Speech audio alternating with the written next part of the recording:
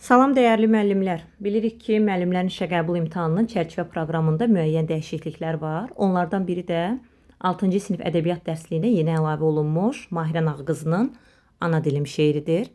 Şeirin təhlili ilə bağlı bəzi mühüm məqamları sizlərə çatdırmağa çalışacağam. Belə ki, şeir heca vəznində tərənnüm əsasında yazılıb, rədif əsasında adlandırılıb, eyni zamanda ana dilin bütün bəndlərdə bədii xitabdır. Hər bəndin sonunda təkrar olunan misra, Dədəm babam amanatı ana dilim, poeziyada bu misralar refren adlanır, yəni şeirdə bəndlər arasında təkrarlanan sətirlər. Keçək şeirin bəndlər üzrə izahlı təhlilinə. Birinci bənd. Bu dünyanın yaşı qədər tarixin var. Sonu qədər, başı qədər tarixin var.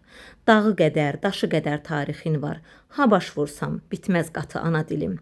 Dədəm babam amanatı ana dilim. Deməli, dünyanın yaşı, belə də dilimizin yaşı dünyanın yaşı qədərdir. Sonu qədər, başı qədər, dağı qədər, daşı qədər olduğu vurğulanır. Ana dilimizin qədimliyini tərənnüm edildiyi deməli bu bənddə onun yaşı dünyanın yaşı ilə bir tutulur. Müəllif ana dilimizi dünyanın özü ilə eyni yaşda hesab edir. Yəni dilimiz elə dünya ilə bir yaranmış və bugünə qədər də yaşamışdır. Və sonraki misralar da bunu sübut edir. Dədəm babam amanatı ana dilim deməklə isə şairə bildirmək istəmişdir ki, o bizə ulu babalarımızdan qalan mirasdır. Yəni dil nəsillərdən miras qalan müqəddəs əmanət kimi qiymətləndirilir. Digər bəndə baxaq. Uçsuz qıpçaq çöllərindən havalandın. Qədim Oğuz ellərindən havalandın. Qopuzumun tellərindən havalandın. Sənlə atdım qaramatı ana dilim. Dədəm babam amanatı ana dilim. Lirik qəhrəmanın fikrincə dilimiz qıpçaq çöllərindən gəlmişdir. Yəni dilimizin qədimliyi ilə yanaşı geniş coğrafiyaya yayılması da xatırladılır. Eyni zamanda dastanlarımızın bu dildə yarandığına işarə edilir. Qopuzun da adı çəkilir. Oğuzlardan bizə qalan dilimiz həm də qədim musiqi aləti olan qopuzun da dilində yaşayır. Qopuzda ifadə edilən mahnıların da dili sayılır. Sənlə atdım qaramatı ana dilim deməklə isə, yəni zülmətdən, qaranlıqdan çıxmağa sən yardımcı oldun. Dədəm babam amanatı ana dilim. Yurd yarattın, xalqıma ev eşik oldun. Laylalarla ruhumuza beşik oldun. Deməli, yurd yarattın, xalqıma ev eşik oldun. Laylalarla ruhumuza beşik oldun. Dünyamızın sərhəddinə keşik oldun, millət etdin el elatı ana dilim, dədəm babam amanatı ana dilim. Bu bənddə dilin xalqın həyatındakı roluna toxunulur. Yəni dil xalqın, millətin varlığında böyük paya sahibdir. Xalqı xalq edən, ona yurd yaradan, el elatı millətə çevirən məhz onun dilidir. Eyni zamanda dilimiz analarımızın laylalarında yaşayır, bizim üçün sərhəd keşikçisidir. Bir sözlə dilimiz xalqın, yəni xalq kimi formalaşmasında böyük əhəmiyyətə malikdir.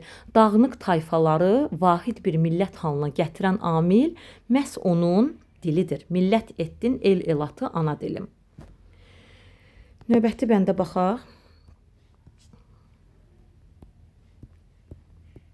Nizaminin hikmətini sən yaratdın. Deməli, qeyd edək. Nizaminin hikməti, Nəsiminin qüdrəti və Füzulinin fitrəti. Nizaminin hikmətini sən yaratdın. Nəsiminin qüdrətini sən yaratdın. Füzulinin fitrətini sən yaratdın. Hikmət dolu söz büsatı ana dilim. Dədəm babam amanatı ana dilim. Gördüyünüz kimi bu bənddə üç böyük Azərbaycan şairinin Nizami, Nəsimi və Füzulinin adı çəkilir. Məhz Nizaminin hikməti, Nəsiminin qüdrəti, Füzulinin fitrətinin bu dildə yarandığına işarə edilir.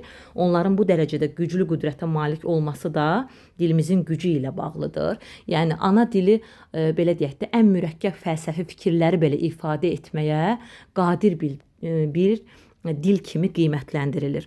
Xüsusən də ümumiyyətlə bu Nizami, Nəsimi və Füzulinin adlarını siz bir sıra əsərlərdə görə bilərsiniz. Xüsusən də mən Füzulini vurğulamaq istəyirəm. 6-cı sinif ədəbiyyat dərsliyində yer alan ana dilinə aid daha bir şeir var. Xəlil Rza Ulutürkün Laylam mənim, Nərəm mənim şeiri. Həmin şeirdə də dahi Azərbaycan şairi Füzulinin adı çəkilir. Qərbə, şərqə işıq salan Füzulini sən qala bil xatırladınızsa. Növbəti bəndə baxaq. Yasaların kəm fürsətə ox olacaq. Yasalar deyəndə burada qayda qanun nəzərdə tutulur. Yəni dilimizin qayda qanunları kəm fürsətə, yəni ondan sui-istifadə etmək istəyənlərə ox olacaq. Yadlar səndə əriyəcək, yox olacaq. Azərbaycan Heydər baba çox olacaq. Dədəm babam, onlar övlad hesabatı, ana dilim. Dədəm babam amanatı, ana dilim.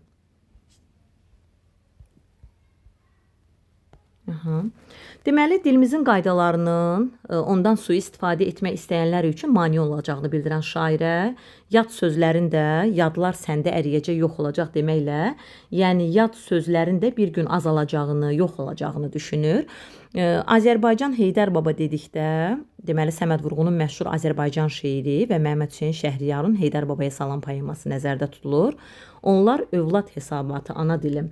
Yəni Azərbaycan Heydər baba kimi əsərlərin hələ çox yazılacağını qeyd edən şairə, onların övladların böyüklərə bir hesabatı hesab edir. Bu əsərlər dilin ölməzlik sənətidir. Belə deyək də, gələcək nəsillərin ana dilinə sahib çıxmasının sübutu kimi təqdim olunur. Bu qədər.